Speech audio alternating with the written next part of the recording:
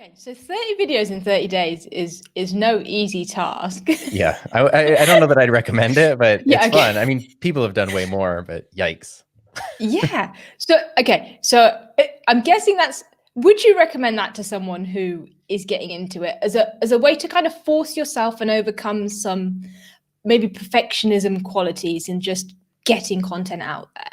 Yes, absolutely. That was really my reason for doing it, was because prior to doing YouTube, if I worked on a video, it was typically like we'll call it a client project or something, but it's something that would probably take 2 to 4 months to work on for no real reason. And I was like, can I just make a whole thing in one day? And it's not that much worse.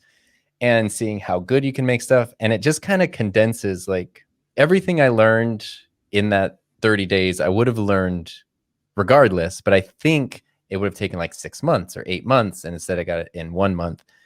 My wife is a like professional YouTube coach, just conveniently. We weren't married at this time. But impressing her was definitely part of my like reason for wanting to finish 30 days. There was at least like, I had 3 subscribers. I think 2 of them were me and she was like the third. So that person, I definitely wanted to see that no, I can do it. There's a video every day. But what she recommends to people a lot, and what she's kind of spearheaded a few times, is what she calls a 10-day tackle.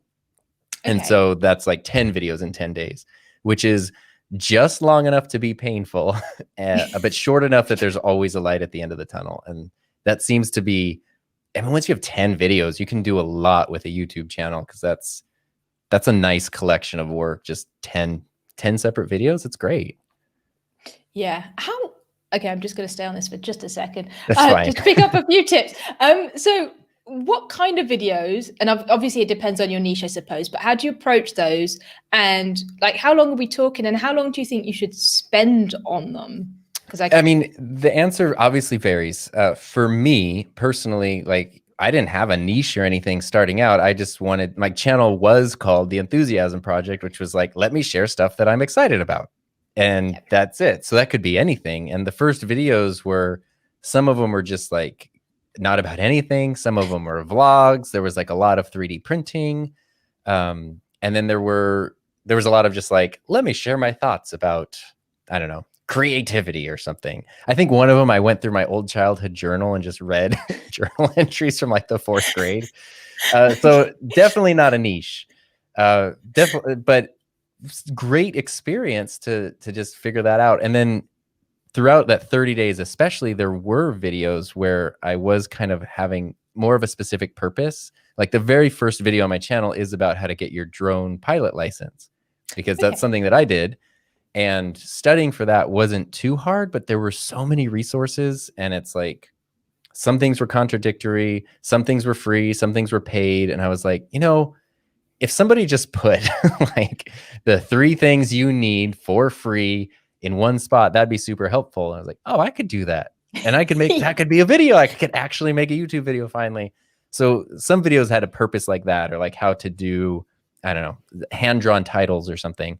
And then I started noticing, especially when your channel is small, the value-packed videos are the ones that usually do better. So the ones that teach people how to do something, solve a problem for them, like address a pain point, that's what's going to do well, because nobody knows who you are. Nobody cares about your 4th grade journal. Yeah. But that doesn't mean you shouldn't make the video about your 4th grade journal, because part of that isn't even for the viewer. Part of that is for you to get comfortable like doing that and experiencing what it's like to make that and put yourself out there. And it doesn't matter at all if nobody watches it or sees it.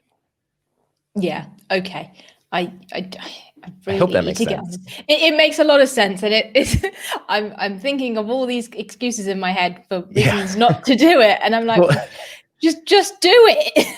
Yeah, but to be fair, like, it's easy to sit here and go like, this is what I did and blah blah blah. But that was in 2017. I first wanted to start a YouTube channel in 2012. And I first came up with the Enthusiasm Project idea in 2010 when it was going to be a blog, because starting YouTube channel wasn't even a thing that I thought of at the time. And then 2012, I was like seeing some YouTube channels where I was like, this is kind of cool. It'd be neat to do that. And then 5 years later, I clicked the button to sign up. So it's not like It's not like everybody just gets started immediately, but that definitely makes me feel better. okay, good. Yeah, thank you. That was needed. Actually, out of interest, then, where? I apologize. I sat on my headphones and unplugged them. That's okay.